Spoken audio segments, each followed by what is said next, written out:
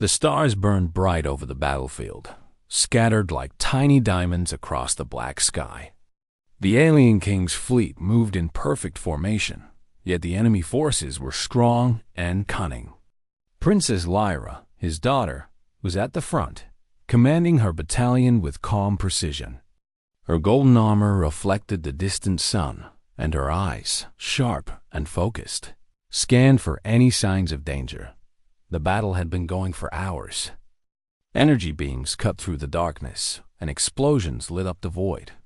Ships collided, metal twisted, and alarms blared. Lyra's ship darted through enemy lines with speed and grace, her crew following her orders without hesitation.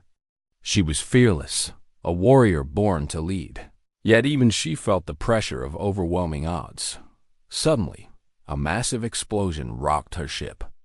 Alarms screamed, and the control panel flashed red. Shields failing. Hull breach in Section 3. A voice shouted. Lyra's hands moved over the controls, trying to stabilize the ship, but the damage was too severe. The ship spun out of control, hurtling toward an unknown planet below. Eject. Everyone eject. Lyra commanded, her voice steady despite the chaos. She activated the emergency escape pods, sending her crew out one by one. She hesitated for a moment, looking at her crew's determined faces. "Stay alive," she whispered, before launching herself into the pod. The pod's engines roared as it descended through the planet's atmosphere. Lyra gritted her teeth, bracing for the crash. The pod slammed into the rocky surface, skidding across the ground and finally coming to a halt. She lay for a moment, breathing heavily, her armor scratched and scorched, but she was alive. Lyra looked around. The planet was harsh. Jagged rocks and strange, dark vegetation covered the land. The air was breathable but thin, carrying a sharp metallic taste. She knew survival here would not be easy. She opened her pack and checked her supplies: food rations, water, energy weapons, and a communicator. The communicator was damaged in the crash, leaving her with no way to contact the fleet. She was alone, truly alone for the first time in her life. Days passed. Lyra learned quickly. She hunted strange creatures for food and learned to navigate the harsh terrain. She built temporary shelters from the planet's natural materials and repaired her weapons with whatever she could salvage. Every night, she looked up at the stars, hoping for a signal, hoping someone had survived the battle. Then, one morning, she heard footsteps, human footsteps. She froze, her hand on her weapon. From the shadows emerged a figure, clothed in a rugged uniform, carrying a compact energy rifle.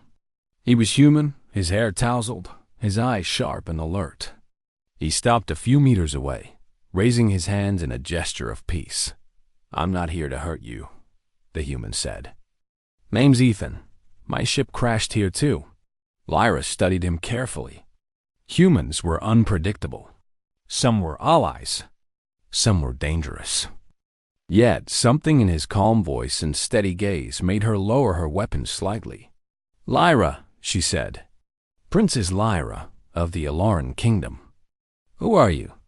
"Captain Ethan, human, from the Sol System," he replied. "I survived the crash. I've been trying to find shelter and figure out this planet." Lyra nodded slowly. "Trust would have to come later. We need to move. There are predators nearby, and this terrain isn't safe." Ethan nodded, and together they began moving through the rocky landscape. They set traps, scavenged for food, and shared skills. Lyra taught Ethan how to camouflage and track creatures, while Ethan showed Lyra clever ways to create tools and improve their shelters. Over time, they developed a rhythm, a partnership based on survival and mutual respect. During their nights by the fire, Lyra learned more about humans. Ethan spoke of his world, of wars fought for survival, of people who relied on courage and ingenuity to overcome impossible odds. Lyra, in turn, shared stories of her kingdom, her fleet, and the battles she had fought. Slowly, a bond formed between them, unspoken but undeniable. They respected each other's strengths and learned to cover each other's weaknesses. Meanwhile, back on the Aloran homeworld, the alien king faced the worst days of his life. Reports confirmed the loss of Princess Lyra's ship. The king refused to believe it at first. There must be survivors, he insisted. His advisors shook their heads. Father, the odds were too great. The battle was lost. You must prepare for mourning. The king's heart ached.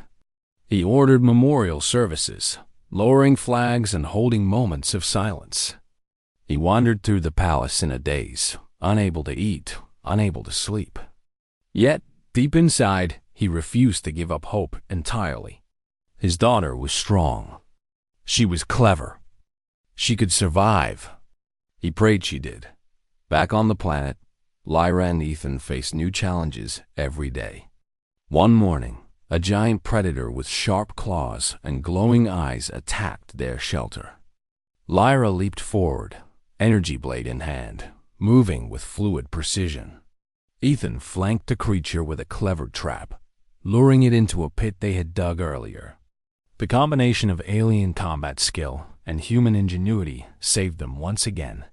After the fight, Lyra looked at Ethan and smiled faintly. You are a good fighter, human. Perhaps better than I expected. Ethan chuckled. You're not too bad yourself, princess. I didn't think I'd survive this planet without you. Days turned into weeks. The bond between them grew. Lyra began to trust him not just as an ally, but as someone she could rely on completely. Ethan admired her bravery, her quick thinking, and the way she inspired confidence even in impossible situations. One evening, while watching the twin moons rise over the jagged horizon, Lyra spoke quietly. I never expected to find anyone here, let alone someone like you. Ethan looked at her, understanding the depth of her words. We found each other when we needed it most, he said softly. That's enough for now. Lyra nodded, feeling a warmth she had not felt since the start of the war. Yet, even as she felt relief, a part of her worried about the future. How would the king react to her survival? How would he feel about a human standing by her side? The questions remained unanswered, but for now, survival and companionship were enough. In the distance, a strange signal flickered on her repaired communicator. Lyra's heart skipped a beat. Could it be the fleet? Hope surged within her. She glanced at Ethan, who nodded encouragingly. Together, they prepared to leave the planet, ready to face whatever challenges awaited them and perhaps return to a world that had believed them lost forever. As they set their course for the stars, Lyra couldn't help but feel that something had changed, not just in her life, but in the balance of the galaxy itself. The presence of a human at her side would change everything, and she knew the coming days would be unlike anything she had ever faced. The stars stretched endlessly before them, full of danger and possibility. And for the first time in a long time, Lyra felt a spark of hope that she could survive, hope that she could return home, and hope that the bond she shared with Ethan could change the world in ways she had never imagined. The journey home through the stars was tense. Princess Lyra and Captain Ethan navigated their repaired ship with careful precision. The planet that had been their prison faded behind them, replaced by the vast, endless void of space. Lyra's mind was filled with questions about what awaited them. Would the king accept a human in the palace? Would the fleet welcome her back after believing her lost? Ethan noticed her anxiety. You've done everything to survive, Lyra. You've led us out of danger and saved lives. No one can take that from you. Lyra nodded, but her heart still raced. I know, but this is my father we are returning to.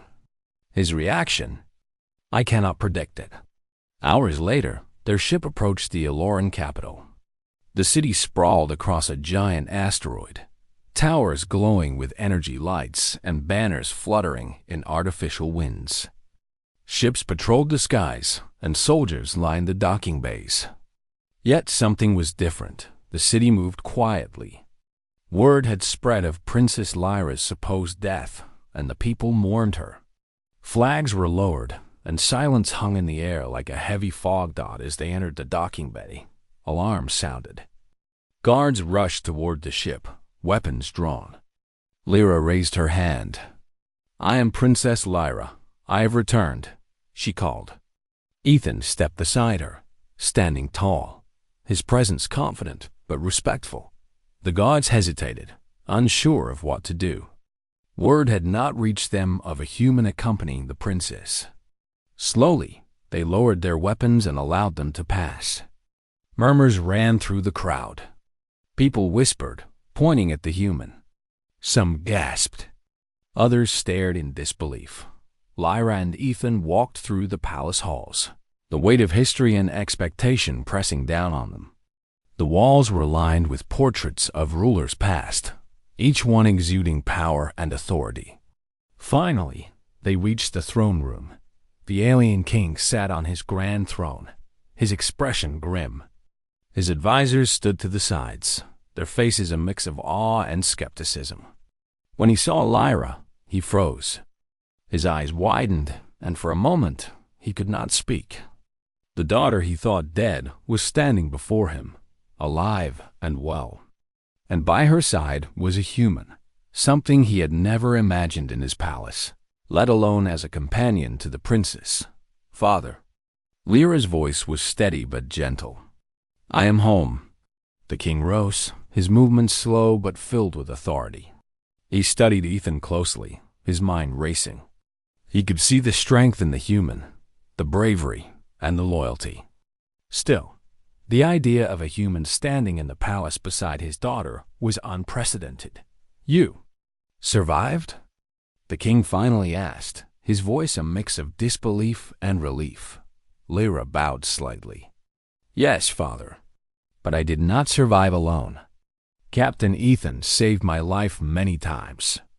Without him, I would not be here." The king's eyes shifted from Lyra to Ethan. He saw a human who was unarmed, yet his posture spoke of confidence and honor. Ethan bowed respectfully. "Your Majesty, it was my duty to help her.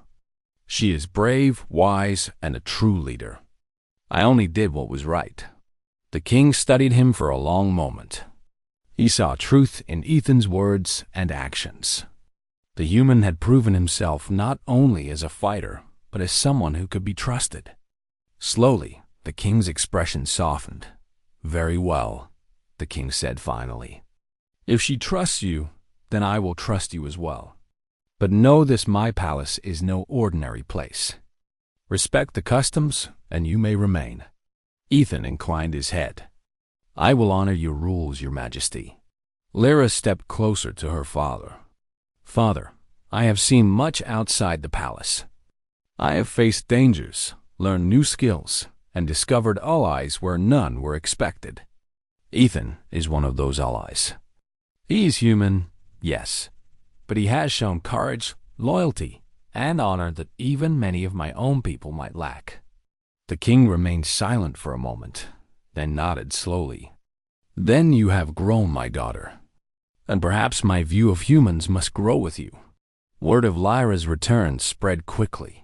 Citizens poured into the streets, celebrating her survival. Soldiers and officials who had prepared for mourning now found themselves cheering and welcoming her home. And everywhere, eyes followed the human at her side. At first, there was curiosity, then skepticism, and finally, admiration. Ethan's bravery and loyalty became known through the city's whispers, and people began to see that he was not just a human. He was an example of what courage and determination could achieve. Lyra and Ethan were invited to the Grand Hall for a celebration. Music filled the room, alien instruments creating sounds that vibrated through the walls.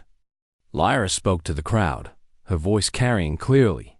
"My friends, my family, my people," she began. "I was lost, but I have returned.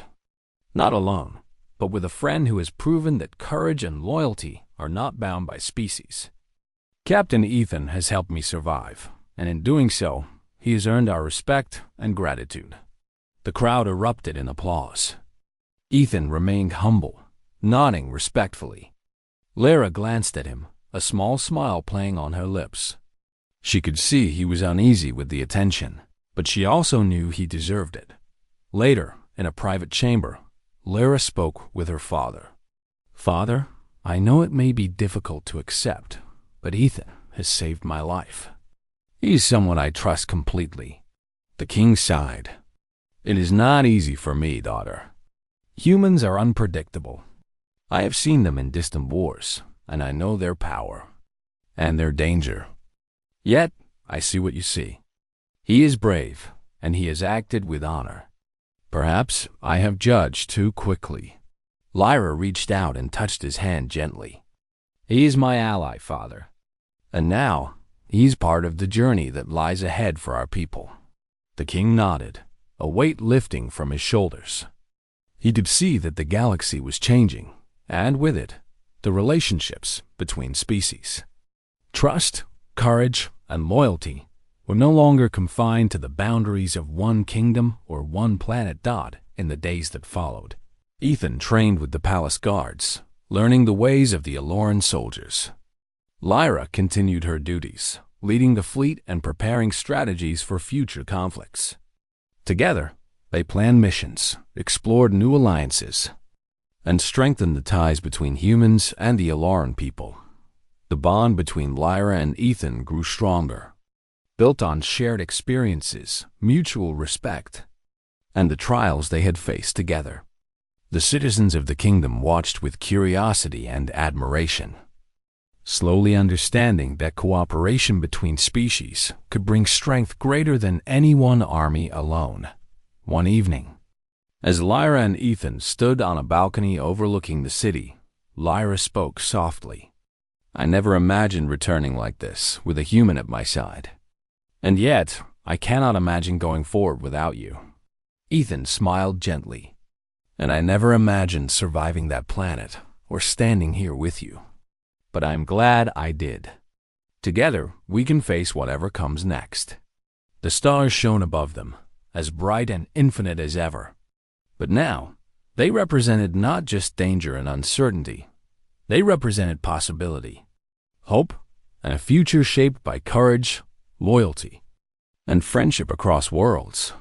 The alien king watched from his chamber, a mixture of pride and contemplation in his eyes. His daughter had returned, alive and strong. And she had brought a human with her, a human who had changed his perception. A human who had proven that bravery knows no boundaries.